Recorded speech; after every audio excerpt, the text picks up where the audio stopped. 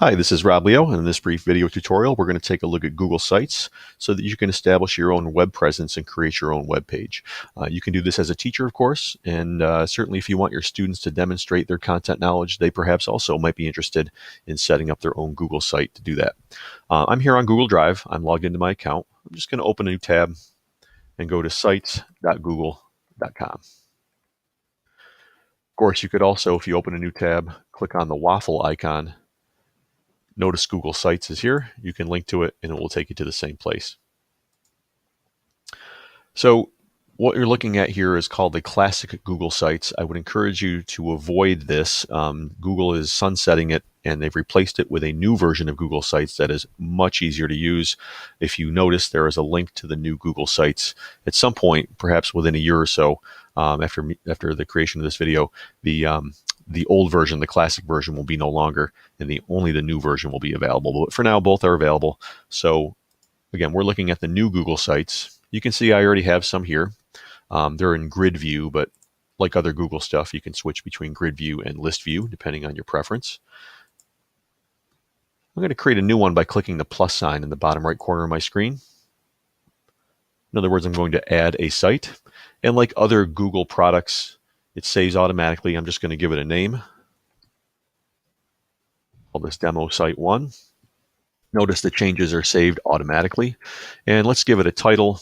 Let's say I'm teaching world history. Type a title in, and you can click off of it, and you basically have a title on your page. Notice the blue handles. You can stretch these out.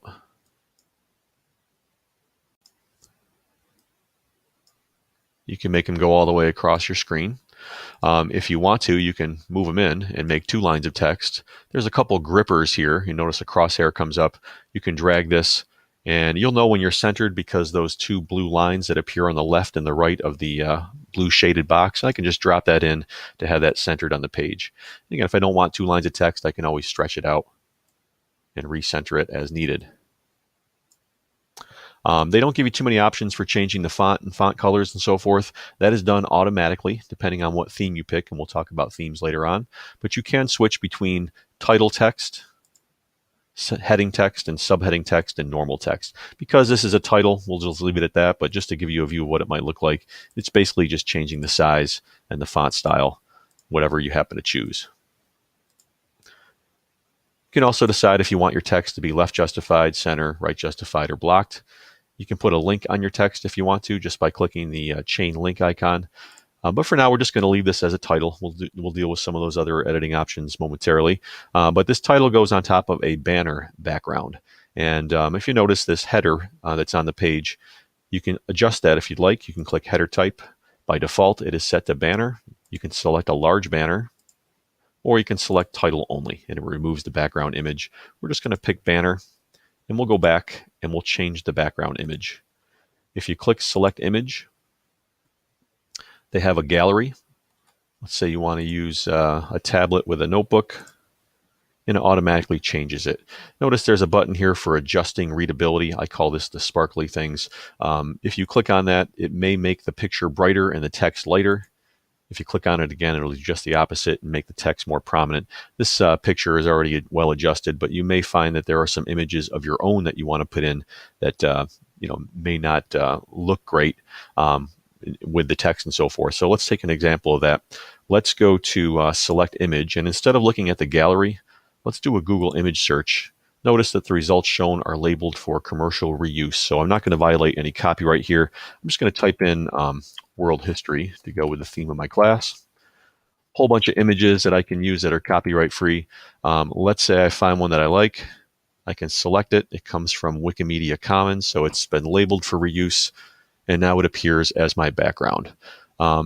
Again, adjusting for readability, if I click on this, the picture will become brighter, the text lighter. If I click on it again, the background image will fade a little bit and the text will be more prominent. Now we see that a little bit better. You can always change this at any point in time. Again, if I change the header type and do the large banner, the picture is still the picture. It just becomes a larger banner. If you have your own images, of course, you could upload them. You can search your computer. I've prepared one on the desktop. The only caveat with this is you want to make sure you're not violating any copyright rules. I put one up here. Let's say I want to put the West Genesee logo, for example. It just crops it automatically, so you really can't adjust the picture. But again, the sparkly things, if you will bring the picture to the fore or bring the text to the fore. I'm going to reset that once again. By resetting, it goes back to the default. And again, if I select an image, I've already got it set up here, so I'll just replace it with that world history one. Now that you've got your banner set up and the title and so forth, again, you notice all changes are automatically saved in Drive. Let's start adding content to the page. And if you notice, there's a menu on the right-hand side of the screen where you can insert stuff. We'll look at pages and themes momentarily, but for now, we're going to focus on insert. Let's say you want to put some text on the page. You simply click text box, and a text box appears, and you simply start typing.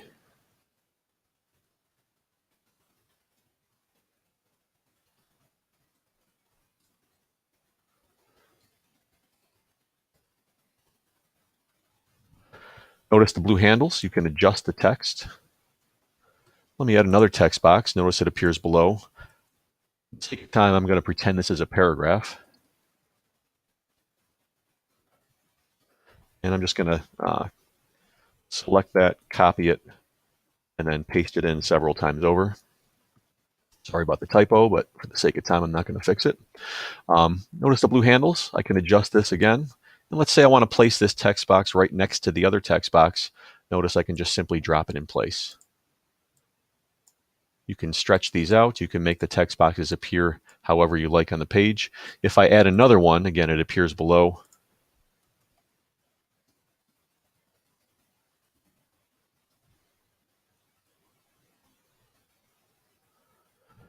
And if I do want to adjust this one, I can't place it above. I can't place it in line or right below this other one because I've already kind of have a row, two text boxes in a row. So I'm going to place it below. Notice the blue line appears, or above.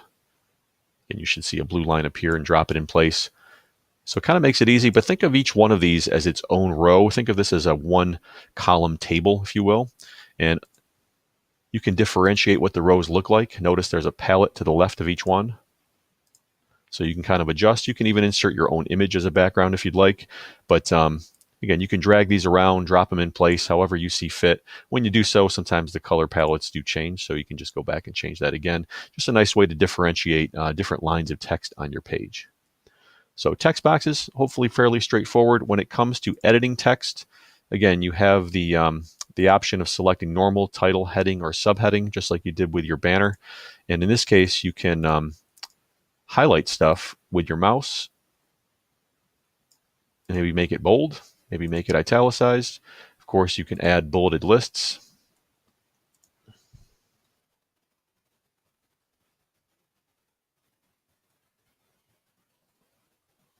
And it will automatically number. If you don't want numbered lists, of course, you can always switch that to bulleted lists. If you indent, always bring those with you.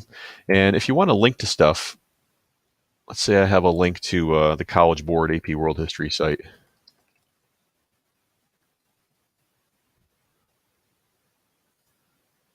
Grab that from AP Central. I'm going to copy the web address from this. And back on my Google site, if I highlight the words AP World History, notice the chain link. I can paste that link in, apply it, so that when people click on this text, the link appears below and it sends me off. Now it's redirecting me. Google wants to make the disclaimer clear that this is not part of Google Sites, so you just simply click AP Central College Board link and it takes you to the page you're looking for. So again, the text editor is not the most robust, but you have some options nonetheless. Notice 3 dots. You can insert a coding font, you can insert strike-throughs, and you can clear formatting. Clear formatting is a great tool when you're copying and pasting from Word documents. Microsoft Office oftentimes encodes its text with different formats that may not copy well on other sites. So to clear formatting, you'd simply highlight stuff, and then if you click clear formatting, it removes it. It'll become more evident here if I highlight and select it. You'll notice the boldface will disappear, but the link will remain nonetheless. So clear formatting, a handy tool for when you want to clear the formatting of text that's been encoded somehow. We'll also add some images. We'll stick with this basic text editor for the rest of this tutorial, but adding images is fairly easy. You can search by URL, you can do a Google image search, and when you do so, you can switch databases between Life and Google. If you have stuff on your Google Photos, you can use that. And if you have stuff stored on Google Drive, you can search your Google Drive. Let's just do a Google search. Let's pretend I'm doing a unit on World War I. I'm going to do a Google search, and these, again, are labeled for reuse, so I'm not violating copyright. We'll take a look at what I'm thinking is a German cannon, and we'll just insert that on the page. Like the text boxes, you can drag these around. Notice when it appears to the left, I can drag it in place and it drops it in that row of text. I can always resize it. If I click on it, the borders appear. I can resize. It's also cropping as it resizes, but notice there's an uncrop tool that will reshape the picture and include everything you meant. If you do choose to crop, it's not a traditional cropping tool. You can move the slider, and when you do so, you can move the background image. If you're satisfied with what you've cropped, you can click on it, and now the picture is cropped. But again, if you don't want it cropped that way, you can always click uncrop, and it readjusts the whole image. As you're resizing, again, it may be a good idea to uncrop as you go. And of course, you can adjust your line of text to fit in with the picture that you want to show. You can also link the picture to a web page, and you can replace it or add alt text. Alt text is a handy tool for those who have disabilities looking at a computer screen. What screen readers can do is if I add alt text, here it's suggested France during World War I, so it's automatically kind of giving me a suggestion. I'll set that as the description and apply it. So if a screen reader comes upon this picture and someone has a visual impairment, the screen reader can say image of cannon in France or whatever you happen to type in. Again, great tool for being in compliance with the Americans with Disabilities Act. Let's continue. If you have your own images, notice when I clicked on images, I could search by URL or I could search Google Drive. Nothing to put my own pictures in or upload them. However, the upload button is a space where you can add your own pictures. And again, you want to make sure you're avoiding copyright. I'll just pick on this West Genesee logo again and upload it. But if you have pictures stored on your computer, you can certainly bring them in to your Google site. And like before, you can just adjust where you want it to appear on the page. If you want to include links, I showed you before how to highlight text and add a link from a text box, but you can also embed URLs. So let's say, for example, I'm on Syracuse.com and I want to share an interesting news article. Lord knows what's about to come up. Let's focus on something positive. Let me take a moment to search. Talk about Symphoria. That sounds exciting. Just going to grab the URL of this and copy it. And back on my Google site, I'm going to embed URL. I'm just going to paste in the Symphoria link and add it to my page. In other words, what this is doing is making my bookmark, my link, a visual link. But notice there's a cog icon. I could decide if I want the image to show or not. I can decide if I want the title to show or not. And I can decide if I want the description to show or not. When you're all set, you can click done, and now you have a nice visual bookmark on the page. This works well for some things. It doesn't work well for everything. Let's pretend I'm on Twitter, and I want to copy my Twitter account and share it with my Google site. If I go to the embed URL for this option, notice that this will only show a link since no additional information was made available by the website. So some websites work great with Google Sites, others don't. But if I do add this, nonetheless, I will have a link. Again, I can drag this around and put it different places. And if I want to, actually, I can't edit this one. An alternative approach for me would to make a text box.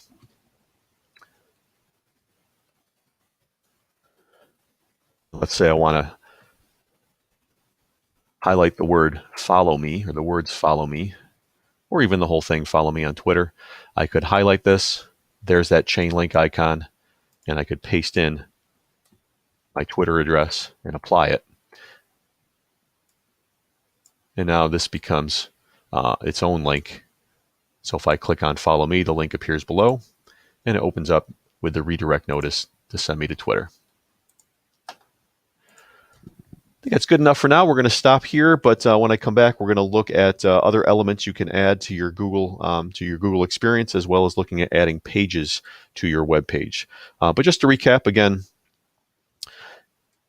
when you're trying to get started, you want to click on Google Sites. You could go to the waffle to do so. Make sure you're using the new Google Sites. We're going to add. And again, we're going to go through and give it a title, adjust our banner, and start to insert text and image and link elements, which is really the basis of most web pages: text, images, and links. Everything will save automatically, and you can continue to work until you're ready to publish. Thanks for listening, and I hope you found this useful.